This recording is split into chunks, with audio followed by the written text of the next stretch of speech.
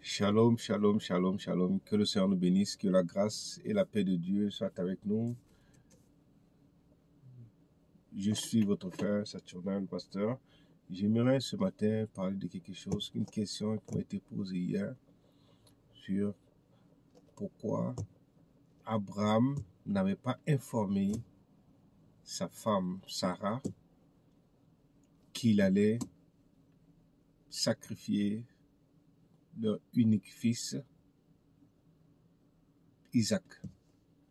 Oui, il n'a pas informé sa femme, Sarah, de la demande de Dieu de sacrifier leur fils unique, Isaac, pour plusieurs raisons possibles.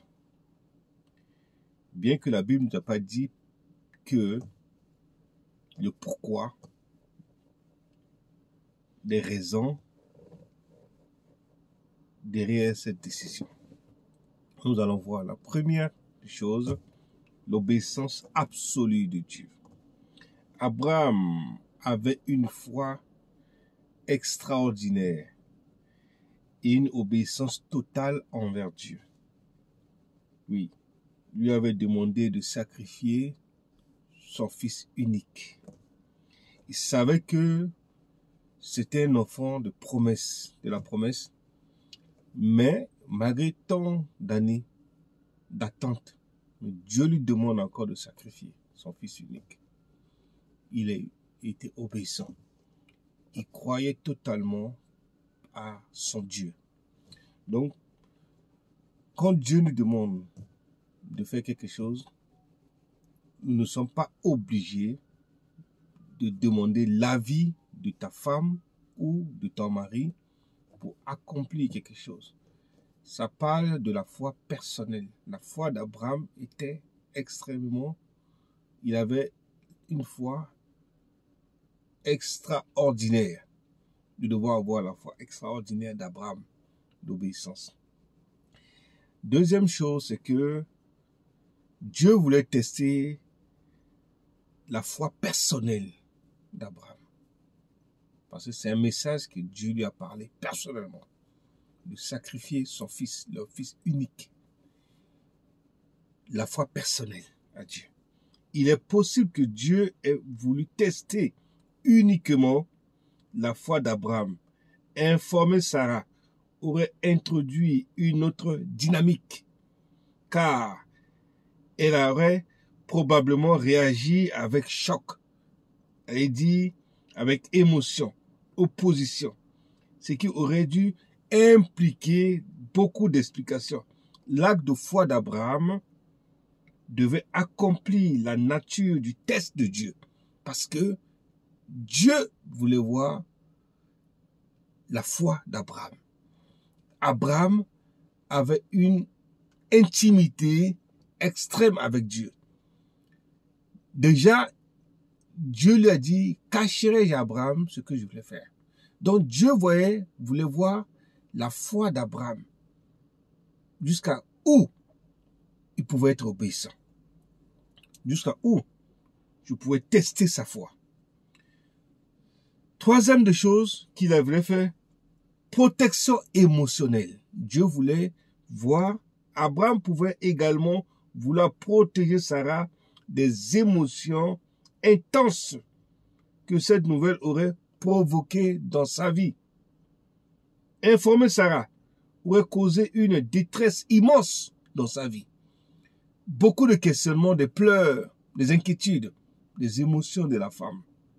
Car Isaac était leur fils unique. Ce n'est pas une mince affaire d'aller sacrifier ton fils unique. Une femme, quelle que soit la femme de Sarah, Sarah allait s'opposer. Sarah allait dire non, pas mon fils unique. C'est pas Dieu qui t'a parlé. Non. Mais Abraham a été obéissant. Cette confiance en Dieu pourrait l'avoir motivé à agir sans discuter avec Sarah. Il y a des décisions qui sont personnelles. Oui. Croyant que Dieu pourvoirait une solution, comme ce que fut qu'à finalement. avec le bélier. Oui, fourni en remplacement de Isaac. C'est ce que la Bible nous dit. Dieu est le pourvoyeur. Quand Dieu nous demande de faire quelque chose, il le pourvoit. Alléluia. Point numéro 4, confiance en Dieu. Abraham avait appris à faire confiance à Dieu à travers ses nombreuses expériences. L'expérience avec Dieu augmente notre foi. Il avait confiance que Dieu avait un plan, même s'il ne voyait pas, même s'il ne sait pas comment les choses allaient finir, il avait confiance à son Dieu. Il était motivé à le faire pour son Dieu. Il croyait que Dieu allait pourvoir, mais il voulait également tester Dieu. De la même manière, Dieu voulait tester Abraham. Abraham également veut tester son Dieu pour voir si son Dieu allait pourvoir à son sacrifice. Le point numéro 5, oui, Dieu voulait dire, le culturel, patriarche voulait montrer à Dieu, dans le contexte culturel et patriarcal de l'époque, Abraham, les décisions majeures étaient souvent prises par les hommes de la famille. C'est pour ça qu'il a pris la décision de prendre l'audace d'aller faire le sacrifice de son fils parce que c'est lui qui est le père de famille. C'est lui qui est le chef de famille.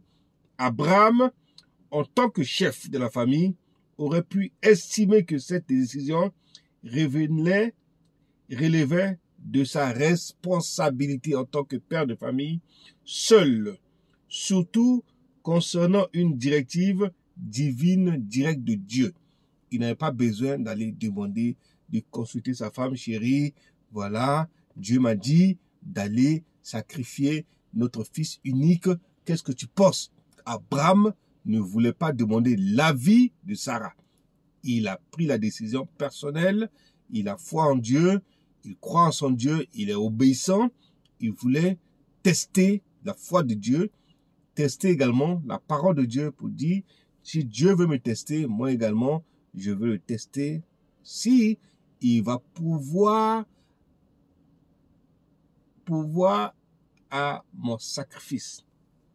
Notre Dieu nous teste.